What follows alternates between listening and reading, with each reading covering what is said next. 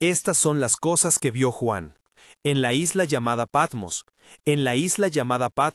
por causa de la palabra de Dios y del testimonio de Jesucristo, se le dio una visión que no pertenece solo a su tiempo, sino a toda la iglesia que camina entre la espera y la promesa.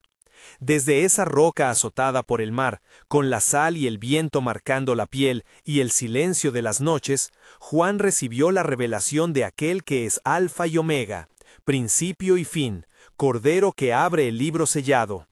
Y al relatarla, no escribe un informe frío, sino una carta al pueblo vivo, una carta que llama a la vigilancia, al arrepentimiento, a la fidelidad y que ofrece consuelo en medio de la prueba. Juan, anciano y discípulo, no fue llevado a una fantasía sin suelo. Percibió luz que no corresponde a cualquier lámpara humana, escuchó una voz como trompeta y contempló figuras y tronos que hablaban de autoridad y juicio.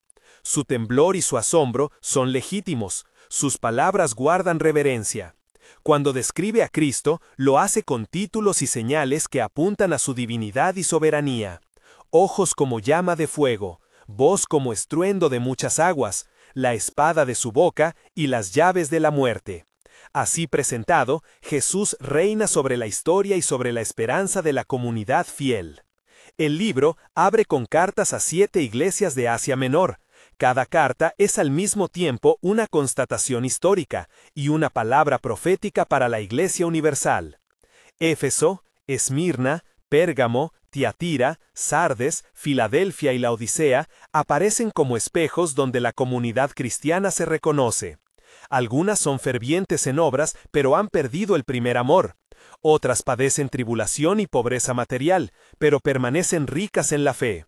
Algunas abrazan enseñanzas cerradas, otras duermen en apariencia. El tono de Cristo hacia cada congregación combina elogio, reprensión y promesa. Hay una constante, la llamada al arrepentimiento y la promesa a quien venza. En Éfeso se valora la labor, la paciencia y la intolerancia ante los malvados.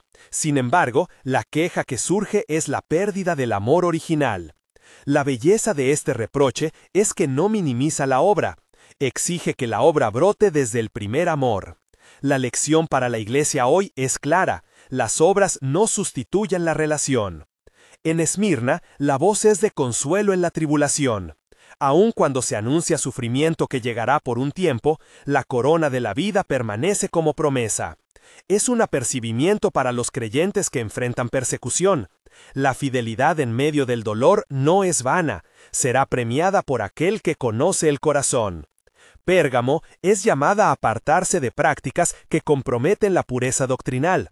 En Tiatira se reprende la tolerancia con la falsa enseñanza que corrompe la moral comunitaria. Sardes parece viva, pero está muerta. Su despertar depende de la vigilancia y la firmeza. Filadelfia recibe aliento por su fidelidad limitada. La promesa es de puerta abierta que nadie cerrará. Laodicea, tibia, es objeto de advertencia y llamado a adquirir riqueza espiritual verdadera. En cada caso, la estructura pastoral se repite: reconocimiento de lo bueno, llamamiento al arrepentimiento preciso, promesa a la perseverancia. Estas cartas no son solo diagnósticos locales, son retratos de temperamentos eclesiales. En ellas se vislumbra la tensión entre la responsabilidad ética y la realidad cultural. La iglesia que cede a los compromisos del mundo, la iglesia que sufre por causa de su testimonio, la iglesia que confunde prosperidad con bendición. Por eso, la exhortación que brota de la visión es doble: consuelo para los fieles y desafío para los que se han conformado. Velad es la palabra que atraviesa el conjunto. Velar no como mera expectativa pasiva, sino como guardia que vigila la palabra, mantiene la comunión y practica el amor. Cerradas las cartas, la visión se eleva al cielo. Juan es transportado ante un trono y contempla un señorío que lo excede todo entendimiento, una majestad que ocupa el centro del cosmos y que convoca un coro de seres vivientes y ancianos que adoran sin cesar.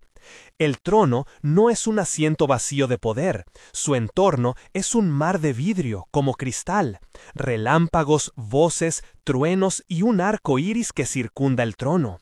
Las 24 ancianos, vestidos de blanco y con coronas, representan la liturgia de la historia redimida. No están aislados, sino que encarnan la memoria y la esperanza del pueblo santo.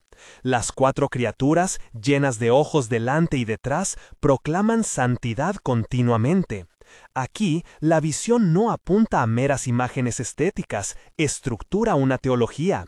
Dios es digno, soberano, y la adoración es la respuesta adecuada de la creación. En medio de ese escenario aparece un libro sellado con 7 sellos, sujetado en la mano derecha del que está sentado en el trono. Surge entonces la angustia colectiva. ¿Quién es digno de abrir el libro y desatar los juicios que contiene? Nadie en el cielo ni en la tierra parece digno. La búsqueda se interrumpe hasta que Juan llora porque no hay quien desate los sellos. Entonces, he aquí, el Cordero, inmolado y victorioso, aparece digno de abrir los sellos. Este gesto es clave para entender la economía del juicio. El que inaugura la consumación no es un agente impersonal, sino el Cordero que fue muerto y vive. El juicio que sigue nace de la soberanía redentora, no de una cólera caprichosa.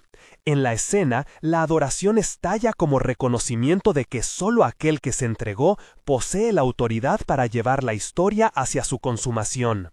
Al abrirse el primer sello, el lector encuentra un caballo blanco cuyo jinete tiene arco y sale venciendo. Algunos oyentes ven en él la proclamación y la conquista del Evangelio. Otros enfatizan un poder militar o un impulso conquistador que inaugura proceso de prueba. El segundo sello trae un caballo rojo que quita la paz, y su jinete recibe autoridad para quitar la paz de la tierra. El tercero y cuarto siguen con el caballo negro y balanzas que hablan de escasez y precio, y con el pálido que trae pestilencia y muerte. A medida que los sellos se abren, la narrativa acelera, trompetas de alerta resuenan en la mente del lector. No es necesario insistir en imágenes sensacionalistas, basta observar su propósito, señalar que la historia humana está bajo juicio y que este juicio tiene consecuencias concretas, conflictos, hambre, enfermedad y muerte.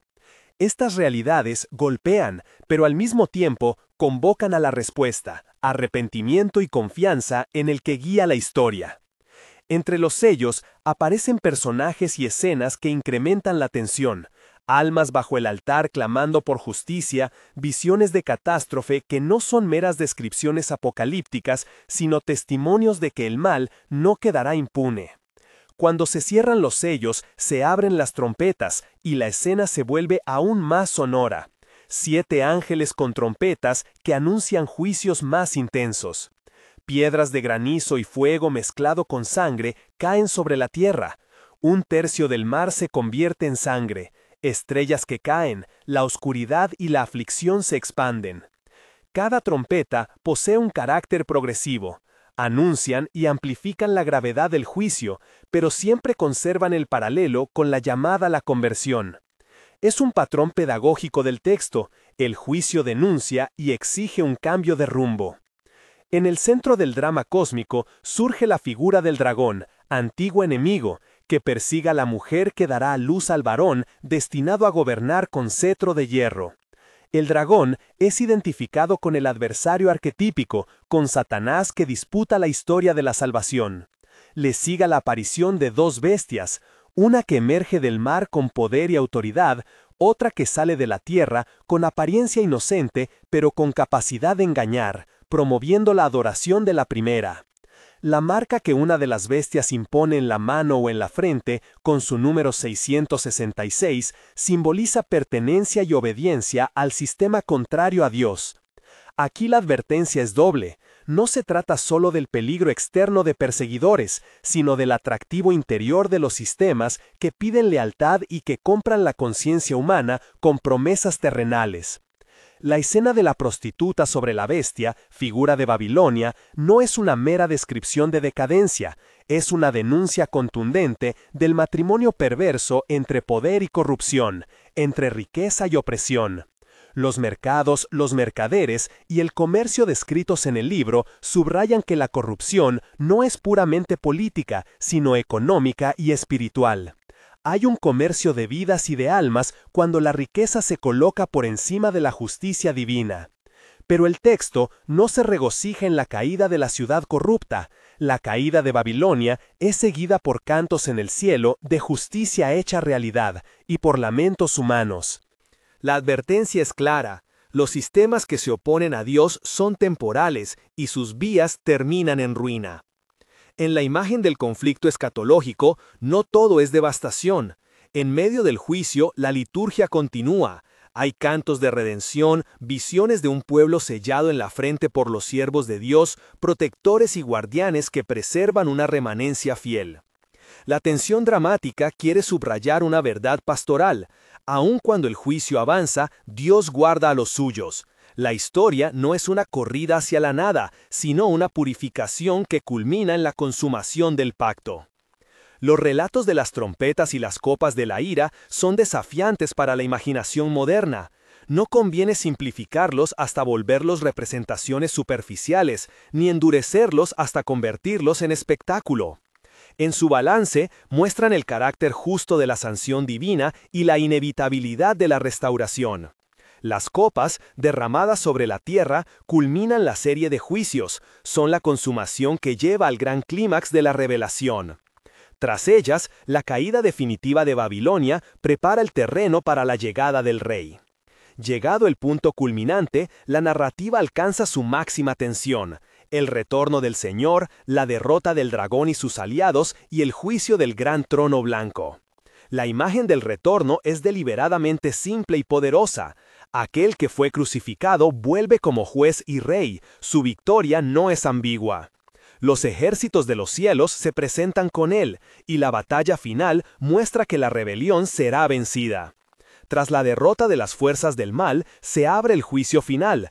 Los muertos son juzgados según sus obras, y la muerte y el Hades son lanzados al lago de fuego. Es una escena que acentúa la seriedad de la historia humana y la necesidad de responder a la gracia antes de la sentencia.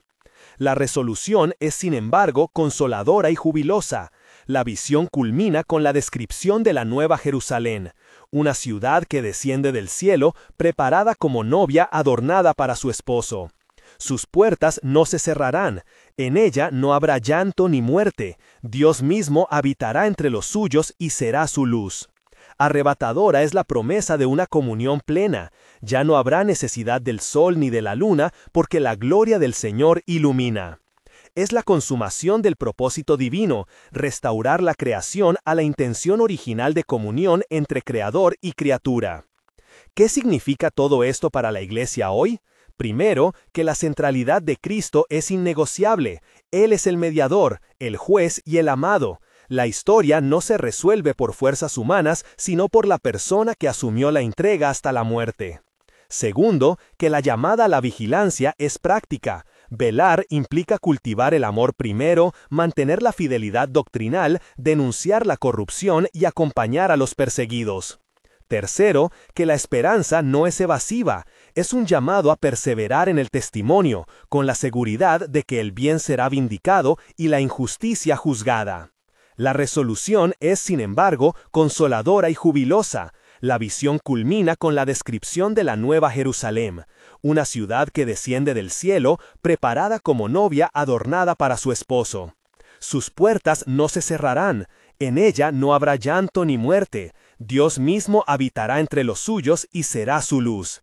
Arrebatadora es la promesa de una comunión plena, ya no habrá necesidad del sol ni de la luna, porque la gloria del Señor ilumina.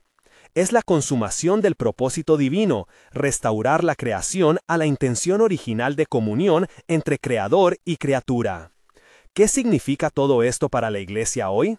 Primero, que la centralidad de Cristo es innegociable. Él es el mediador, el juez y el amado. Segundo, que la llamada a la vigilancia es práctica. Velar implica cultivar el amor primero, mantener la fidelidad doctrinal, denunciar la corrupción y acompañar a los perseguidos. Tercero, que la esperanza no es evasiva. Es un llamado a perseverar en el testimonio con la seguridad de que el bien será vindicado y la injusticia juzgada. En términos más concretos, la enseñanza exige una comunidad que practique la hospitalidad del Evangelio, que no comercie con la verdad por ganancias temporales, que pregunte por los últimos y tome la parte de los pobres. Exige también una iglesia que eduque a sus miembros contra la idolatría sutil del poder y la riqueza, que no confunda comodidad con bendición. La lectura del símbolo del 666, por ejemplo, debe llevarnos a cuestionar cualquier lealtad que compita con el Señor. Los signos de la bestia señalan sistemas que exigen total adhesión y que cosifican a la persona. En la práctica pastoral se traduce en mantener la conciencia limpia y la obediencia a la palabra, aun cuando eso implique costos. A lo largo de la visión, Juan experimenta miedo y consolación. Sus reacciones sirven de espejo, miedo ante lo infinito y consuelo al reconocer la soberanía de Cristo. Al narrador le importa que el lector comparta esa experiencia de asombro reverente y, al mismo tiempo, de firme esperanza.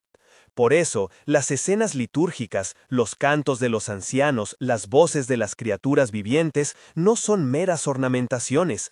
Señalan que la respuesta apropiada ante la revelación es la adoración transformadora. Al contemplar estos eventos, conviene recordar la cautela interpretativa. Algunos símbolos deben tomarse literalmente, otros tipológicamente. La tradición bíblica nos ofrece llaves interpretativas. Números como el 7 indican plenitud. El 12 alude al pueblo de Dios.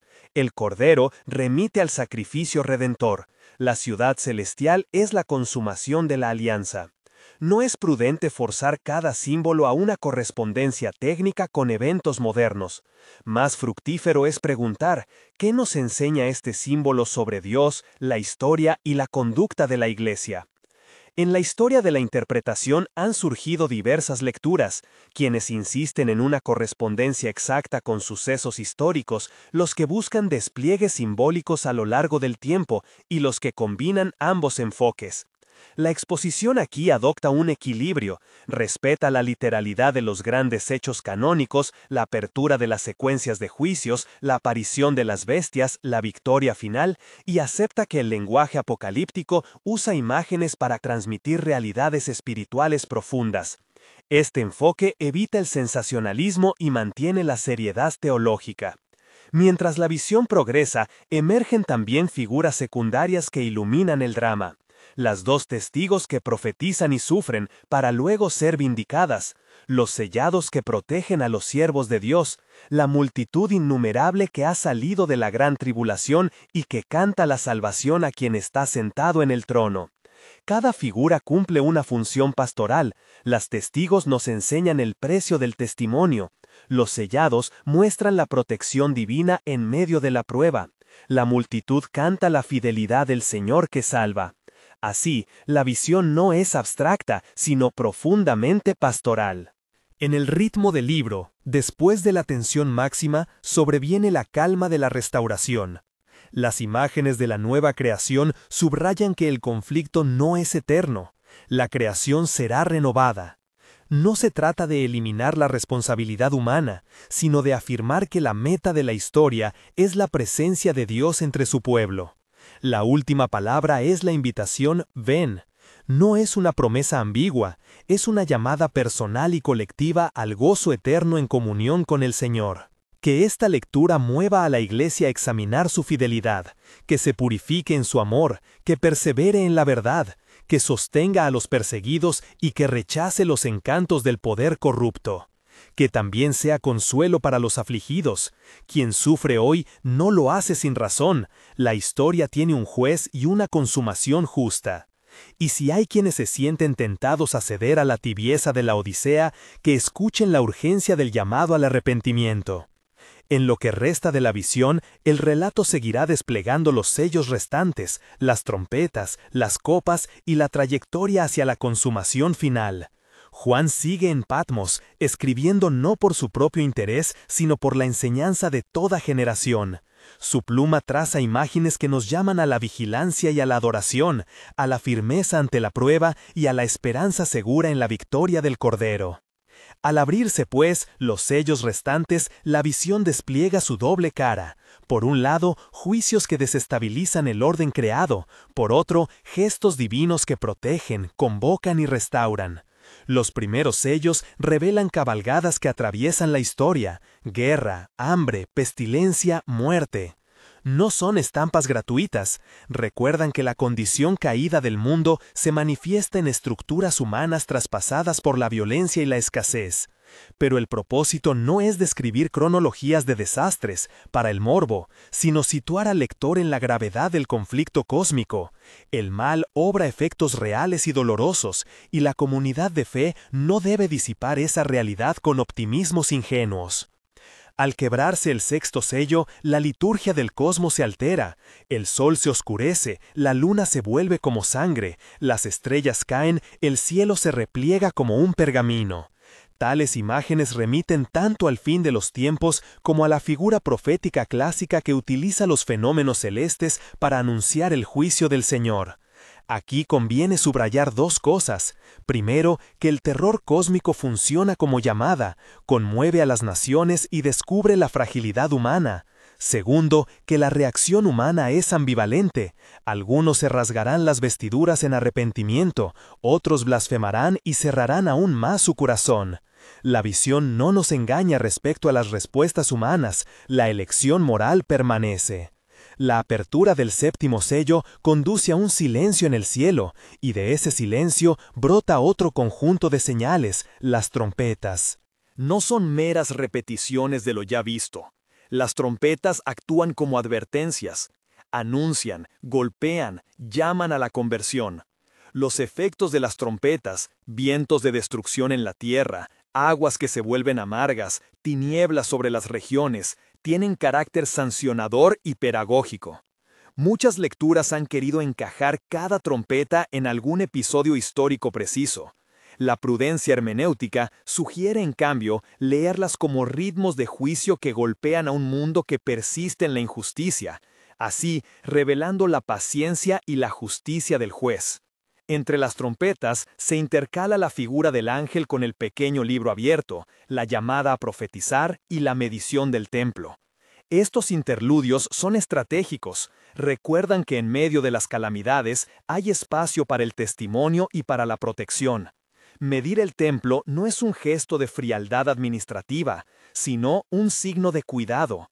Dios distingue entre lo suyo y lo que le es extraño, protege aquello que es sagrado contra la vandalización del mal. El pequeño libro, dulce en la boca, pero amargo en el vientre, retrata la doble dimensión del mensaje profético. La palabra de Dios nutre y al mismo tiempo confronta, trae consolación y reproche. Así, la escena invita a los pastores y a la comunidad a no abandonar ni la proclama ni la resistencia. Las dos testigos, que profetizan y padecen, introducen una lección pastoral clave. El testimonio fiel cuesta, puede parecer derrotado, incluso puede ser asesinado, pero la vindicación final confirma que el martirio no es fracaso sino entrega, que el Señor transforma en victoria. La muerte aparente de las testigos y su posterior resurrección hablan de un Dios que invierte expectativas humanas. En las iglesias perseguidas, esta escena ha servido de consuelo. En las comunidades cómodas, lanza una pregunta incómoda sobre la disposición a perder para ganar en Cristo. Luego vienen las bestias, la que surge del mar y la que surge de la tierra. Son símbolos poderosos de poder coercitivo y de propaganda religiosa que legitima la opresión. La marca del número y la exigencia de lealtad absoluta recuerdan que existen formas sistémicas que pretenden monopolizar la identidad humana.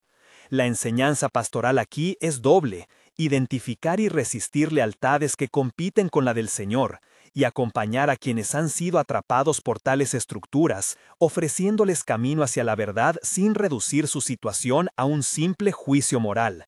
Al desarrollarse el relato de Babilonia, la visión despliega un clímax cultural, la urbe opulenta que se embriaga con la sangre de los santos y comercia con las vidas humanas.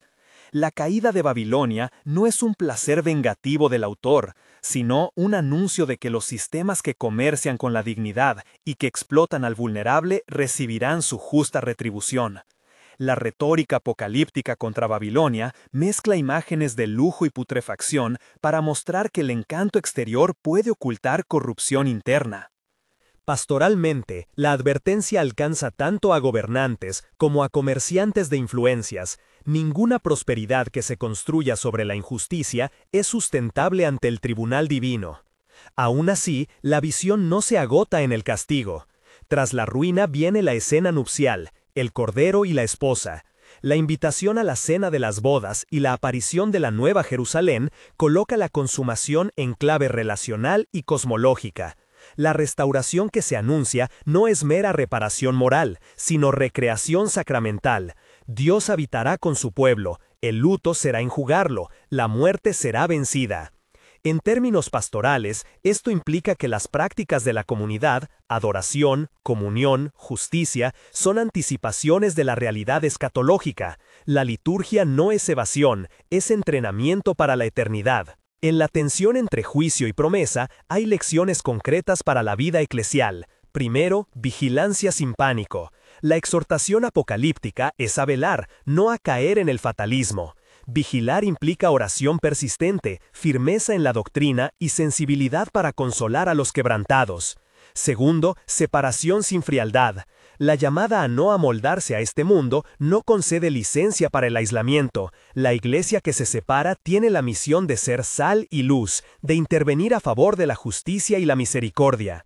Tercero, testimonio arriesgado. La fidelidad puede costar, pero la visión asegura que el testimonio verdadero no será en vano. También hay advertencias hermenéuticas prácticas, evitar lecturas que reduzcan los símbolos a meros códigos de predicción moderna, no convertir el Apocalipsis en una máquina de atribuir culpabilidades históricas a personajes concretos sin fundamento, resistir el uso del texto para cubrir agendas partidistas. La sabiduría interpretativa une la responsabilidad histórica con la humildad exegética, reconocer la historicidad del mensaje y al mismo tiempo su dimensión atemporal. Para el discípulo individual, la visión ofrece una ética de perseverancia, cuidar la oración, mantener la comunión con los hermanos, ejercer la caridad radical y no negociar compromisos que distorsionen el testimonio. La exhortación a los 7 aires de la carta a las iglesias, perseverar, arrepentirse, velar, sigue siendo pertinente. No se trata solo de evitar la apostasía visible, sino de cultivar el amor que purifica. Sin amor, la religiosidad se vuelve ruido. Con amor, la prueba produce fruto. En el plano práctico de la comunidad, la lectura apocalíptica sugiere acciones concretas, sostener a los perseguidos mediante oración y envío, formar comunidades que practiquen la hospitalidad como anticipo de la nueva creación, predicar una teología que no disocie la santidad de la compasión, educar a las nuevas generaciones en la memoria de los mártires sin sensacionalismo, como modelos de esperanza. La liturgia, de nuevo, actúa como escuela de esperanza. Cada canto, cada lectura, cada sacramento es una afirmación de que la historia tiene dirección. La visión finaliza, en su última estación visible, con una invitación abierta. La voz que llama «Ven» no es selectiva exclusivamente, es personal y a la vez comunitaria. Allí convergen los elementos de juicio, misericordia y restauración en una sola convocación. La consumación no elimina la responsabilidad humana, pero redistribuye la esperanza. Lo que fue destruido será recreado, lo que fue oprimido será vindicado. Juan, desde Patmos, escribe con esa doble finalidad. Su pluma no pretende resolver debates cronológicos ni ofrecer códigos para leer la política de su tiempo. Él escribe para despertar la fidelidad, mostrar el cuadro cósmico y asegurar que la Iglesia no oscile ante el poder ni se confíe en la comodidad.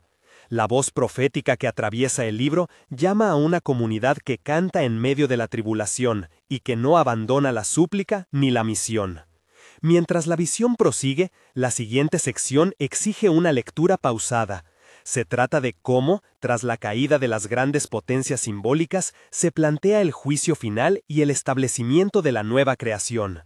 Antes de entrar en esa escena definitiva, conviene fijar la mirada en 2 detalles que suelen pasar por alto. Primero, la persistencia de la liturgia en los capítulos finales. Incluso, en medio de la plenitud de la consumación, la adoración permanece como respuesta adecuada. no es la culminación de un entretenimiento místico, sino la realización de la correcta orientación del corazón humano hacia su origen. Segundo, la presencia de los nombres escritos en la ciudad. Ese detalle pequeño y concreto asegura que la salvación no es anónima. Cada persona es reconocida por su destino eterno. Con ello en mente, la narración se dispone a desplegar la escena de la consumación última: el trono, el libro abierto, la asamblea de las naciones y el juicio de los muertos. Es en ese tribunal donde los motivos más íntimos de la vida serán revelados y donde la misericordia y la justicia de Dios se encontrarán en plenitud. Al acercarnos a ese momento, la lectura debe mantener su tonalidad doble, firme en la verdad, tierna en la compasión. La pregunta que queda en el aire y que la visión está a punto de responder es simple y profunda. ¿Qué significa vivir como aquellos cuyos nombres están inscritos en el Cordero? En aquel tribunal que se despliega ante los ojos de la visión, lo que está en juego no es meramente la contabilización de actos visibles, sino la exposición de las razones íntimas que movieron cada gesto. No se trata de una contabilidad fría de hechos aislados, sino de una revelación que atraviesa las máscaras y deja de descubierto las intenciones. Así, el abrir los libros no funciona como una máquina de sentencia automática, ilumina el trasfondo humano para que la justicia divina actúe con plena conciencia de la verdad. Al acercarnos a ese momento, la lectura debe mantener su tonalidad doble, firme en la verdad, tierna en la compasión. La pregunta que queda en el aire y que la visión está a punto de responder es simple y profunda. ¿Qué significa vivir como aquellos cuyos nombres están inscritos en el Cordero? En aquel tribunal que se despliega ante los ojos de la visión, lo que está en juego no es meramente la contabilización de actos visibles, sino la exposición de las razones íntimas que movieron cada gesto. No se trata de una contabilidad fría de hechos aislados, sino de una revelación que atraviesa las máscaras y deja al descubierto las intenciones. Así, el abrir los libros no funciona como una máquina de sentencia automática. Ilumina el trasfondo humano para que la justicia divina actúe con plena conciencia de la verdad. La misericordia, por su parte, no es una omisión de la justicia. Es la justa disposición con que la verdad encuentra su remisión y su reparación cuando ello es posible.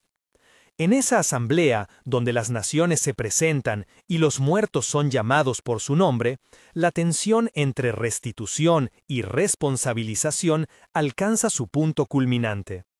Los que han sufrido bajo opresión encuentran vindicación. Sus lamentos y sus plegarias, tantas veces ignorados, son acogidos y reconocidos. A los que fueron despreciados por su fidelidad, se les devuelve la dignidad perdida. A los que fueron saqueados se les restituye la heredad. Es, en numerosos pasajes de la visión, la inversión de un mundo que había normalizado la violencia y la mentira. Pero no hay en esta inversión un mero revés mecánico que transforma víctimas en verdugos y viceversa. Hay, en cambio, una corrección que restituye el orden moral al original diseño de comunión. Al mismo tiempo, la escena del juicio revela aquello que la justicia humana casi nunca alcanza a discernir: la calidad del amor que animó las acciones. Hubo caridad de quienes dieron lo poco que tenían compartiendo pan y techo. Hubo caridad revestida de orgullo y cálculos. Hubo sacrificios silenciosos que no buscaban premio ni aplauso. Y hubo religiosidad que se presentó como servicio mientras buscaba su propio engrandecimiento. Cuando las palabras interiores quedan a la luz, las obras son revaluadas. No es que Dios necesite prueba para conocer la verdad, sino que la revelación misma puntualiza la justicia para que ella se ejerza con plena transparencia y con la posibilidad de la reparación en aquellos casos donde la culpa admite reintegración. Los nombres escritos en la ciudad, mencionados antes como detalle que tranquiliza sobre la particularidad de la salvación, aparecen ahora como garantía de que la comunión prometida no es anónima ni abstracta. Cada persona es nombrada, cada historia es reconocida. La multitud no se disuelve en una masa indiferenciada. La Nueva Jerusalén no es impersonal. Sus puertas llevan las inscripciones de quienes han atravesado la historia humana en fidelidad. Esta inscripción subraya tanto la iniciativa divina, que conoce y llama por nombre, como la respuesta humana, que consiste en perseverar hasta el fin. El nombre, en la perspectiva de la visión, es sello, memoria y promesa. Memoria de lo que fue vivido, promesa de que la identidad no será borrada por la violencia ni por la indiferencia. La constitución de la asamblea que rodea el trono, ancianos, siervos, ángeles, los redimidos de todas las generaciones, muestra que la respuesta adecuada ante la consumación es la adoración continua. Esta liturgia final no es un remate ornamental, es la misma orientación del corazón hacia su origen, ahora despojada de todo ídolo y de todo lenguaje de poder que pretende usurpar la gloria. La adoración, como ya se ha dicho, persiste incluso cuando la historia alcanza su culmen, porque el fin último de la existencia humana no es la seguridad material, ni la satisfacción de deseos, sino la participación plena en la vida del Creador. En la visión, la liturgia es la escuela donde el pueblo aprende a reconocer esa orientación última y a reordenar sus afectos. Sin embargo, la escena no elude la dureza, ni exime de consecuencias a quienes se obstinaron en la lógica del poder y de la explotación. La justicia aparece entonces también como juicio contra estructuras que organizaron la opresión, ciudades, símbolos, guardianes de la violencia. Pero la condena no es un mero castigo vengativo, es la sanción de aquello que impidió la comunión y que frustró el designio creador. La restauración exige que lo que destruyó la vida sea removido, porque la nueva creación no puede coexistir con aquello que la contradice. En este punto, la visión muestra su violencia santa. No una violencia rival que reproduzca el daño, sino la fuerza soberana que pone fin a la dominación para abrir paso a la reconciliación. Un aspecto que con frecuencia pasa desapercibido es la relación entre el libro abierto y la apertura de la memoria cósmica. Cuando se leen los libros, no solo se exhiben fechorías, también se recuerda las fidelidades, los actos de compasión que parecían insignificantes en este mundo, pero que, en la economía divina, fueron semillas de la nueva creación. Esto tiene una consecuencia ética inmediata. La visión eleva la escala moral de los pequeños gestos. Las prácticas de hospitalidad, el compartir clandestino con los perseguidos, el resistir con amor en circunstancias hostiles, todos estos actos son registrados y valorados. No hay proporción utilitarista entre fama y mérito, hay, más bien, una afinidad entre humildad y eficacia escatológica. A la luz de esto, la pregunta ¿qué significa vivir como aquellos cuyos nombres están inscritos en el Cordero? Se vuelve práctica y precisa. Significa vivir una vida marcada por la coherencia entre palabra y obra, por la preferencia por los últimos, por la pronta conversión ante la tentación de comodidad y sincretismo. Significa, además, no comerciar con la fe, no instrumentalizar la teología para justificar atropellos, no confundir prosperidad con fidelidad. El que ostenta un nombre inscrito vive en la historia como invitado a anticipar los rasgos del mundo venidero: honestidad, justicia, hospitalidad, cuidado del pobre, ejercicio de la misericordia. En suma, la vida no es mera espera pasiva del consuelo futuro, es participación activa en el proceso restaurador. Para las comunidades que escuchan la visión de Juan, la implicación pastoral es clara: formar discípulos que entiendan la escatología no como espectáculo especulativo, sino como motor de ética transformadora. La catequesis debe enseñar a reconocer la presencia del reino en los actos de servicio cotidiano. La liturgia debe forjar una memoria que mantenga viva la compasión. La predicación debe denunciar la injusticia y alentar la perseverancia. La memoria de los mártires, sin convertirse en fetiche, debe ser transmitida como testimonio de esperanza. Ellos enseñan que la fidelidad puede costar, pero que la fidelidad también es la vía para entrar en la promesa. En este marco, la exhortación a resistir lecturas reduccionistas del libro profético se refuerza. La tentación de convertir la visión en una herramienta de manipulación política queda aquí reprobada. El Apocalipsis no es programa propagandístico, sino llamada a la fidelidad. No es instrumento para calcular vencedores humanos, sino para mostrar el fin último del drama humano. Por eso, el enfoque hermenéutico prudente propuesto antes exige humildad. Interpretar la visión exige sensibilidad histórica y teológica, sensibilidad para ubicar los símbolos en su contexto y para comprender su pertinencia hoy sin forzar correspondencias improbables. Volviendo al tribunal, debe notarse también que la noción de resurrección y de juicio aquí presentada no reduce la persona a sus actos. La restauración que inaugura la nueva creación abarca cuerpo y alma. La muerte no tiene la última palabra, y la potestad de la vida es finalmente divina. Esto introduce una dimensión de esperanza radical. Los vínculos rotos por la injusticia no quedan eternamente irremediables si la reparación es posible. No todos los enigmas morales se resuelven con explicaciones simples, pero la visión abre una puerta a la confianza en que la justicia divina no perderá de vista la complejidad humana. A la vez, la advertencia es severa para quienes confían en sus propias seguridades. Ningún nombre inscrito puede darse por sentado sin una vida coherente. El riesgo siempre presente es el de la complacencia, creer que la reputación o un pasado de ritos cumplidos sustituye la necesidad de conversión continua. La visión, con su énfasis en el cuidado del amor, llama a una vigilancia espiritual, no por miedo, sino por el celo de no perder aquello que se ha recibido. Desde una perspectiva eclesial, esto se traduce en tareas concretas. Primero, sostener a los perseguidos no solo con palabras, sino con envío y acompañamiento. La comunidad debe ser puente tangible hacia la protección y la dignidad. Segundo, practicar la hospitalidad como anticipación de la ciudad futura.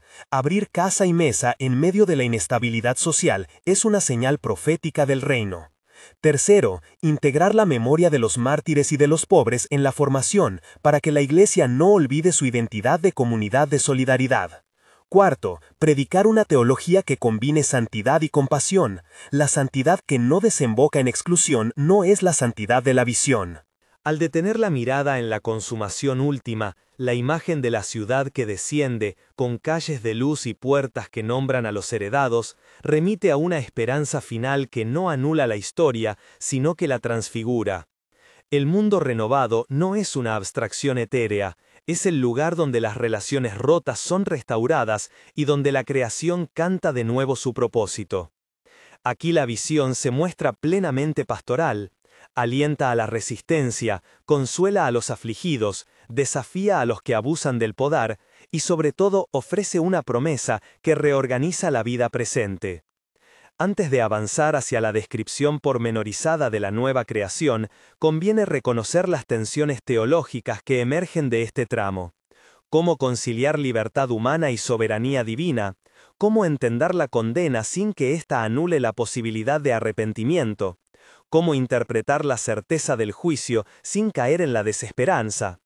La visión no da respuestas técnicas a todos estos dilemas, pero propone una práctica de fe, confiar en la justicia que es también misericordia, vivir como quienes esperan y obedecer la llamada a la conversión continua.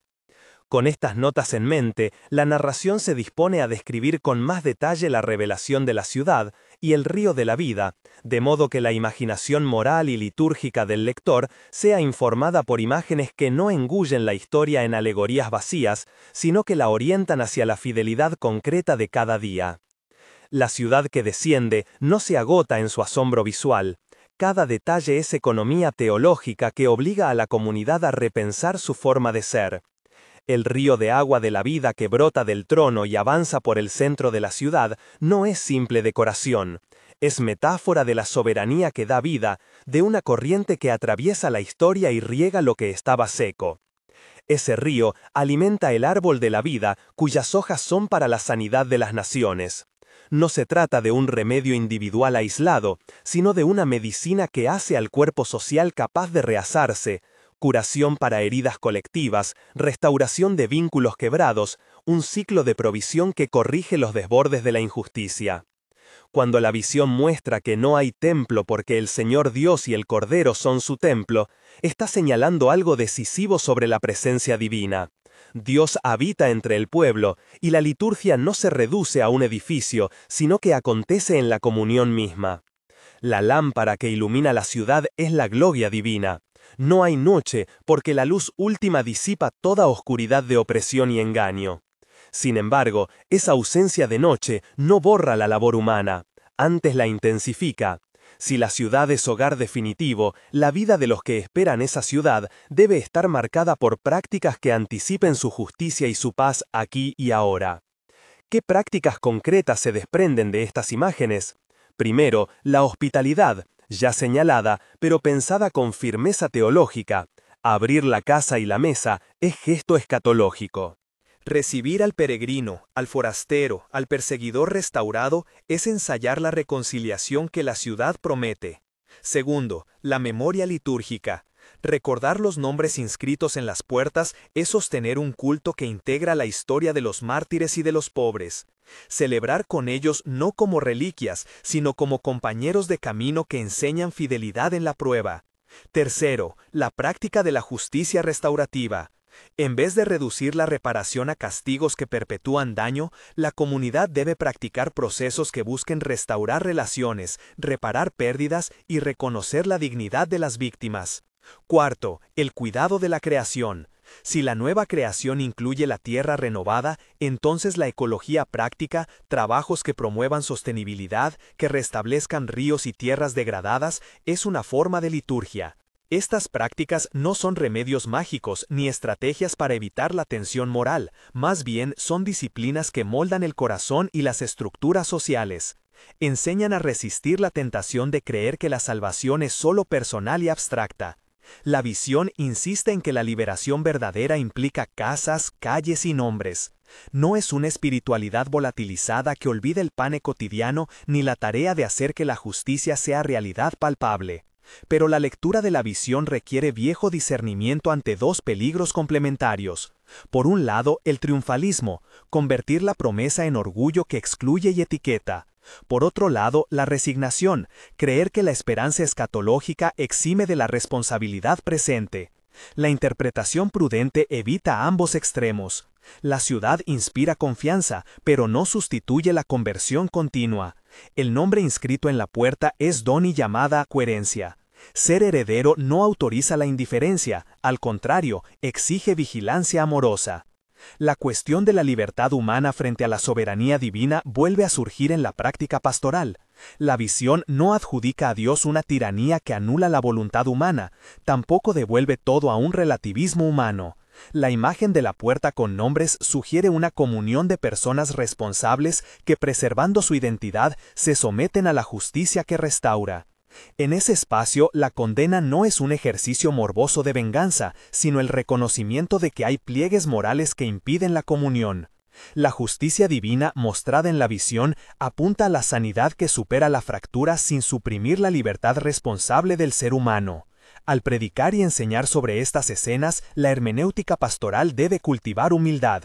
Evitar lecturas que instrumentalicen la visión para fines políticos o consoladores fáciles. Evitar también la especulación apocalíptica que convierte símbolos en calendarios manipuladores. Enseñar, en cambio, a leer las imágenes como brújula moral y eclesial, que guían la vida comunitaria, modelan la compasión y orientan la resistencia contra toda forma de opresión. En la práctica formativa de la comunidad, conviene, por tanto, integrar ejercicios que alimenten la imaginación litúrgica, lecturas en comunidad que mediten las imágenes, acciones solidarias que encarnen la hospitalidad, minutos de memoria en los servicios que nombren a los perseguidos y a los pobres, y espacios para la reconciliación pública donde se practique la reparación concreta. Las artes también pueden ayudar. La música, la iconografía y la poesía, que reflejen la esperanza de la ciudad renovada, fomentan una sensibilidad que no se reduce a doctrinas, sino que transforma afectos y hábitos. Finalmente, la visión nos devuelve a una práctica espiritual sencilla pero radical: esperar activamente. Esperar no es pasividad, es actitud que provoca disposiciones, vigilancias que cultivan el amor, rezos que orientan la acción y decisiones que privilegian a los débiles. Cuando la comunidad vive así, se convierte en signo anticipador de la ciudad, sus puertas abiertas, sus mesas compartidas, su justicia que rehace relaciones, su canto que une generaciones. No necesitamos resolver todos los enigmas teológicos para vivir la ética que la visión implanta. Basta que la Iglesia, en su cotidiano, practique la misericordia, busque la verdad y sostenga la esperanza con humildad. El río sigue corriendo en la imaginación, baja desde el trono y alcanza la orilla de nuestra vida concreta. En su curso revela que la fidelidad tiene precio y recompensa, que la justicia se encarna en solidaridad y que la esperanza transforma lo que somos. Mientras la corriente avanza, la comunidad se dispone a responder, abrir puertas, nombrar heridos, plantar árboles de vida donde haya sequía y cantar hasta que las sombras pierdan su poder. Así, la visión no queda aislada en la mente del lector, se hace camino que los pasos de la Iglesia deben recorrer ahora.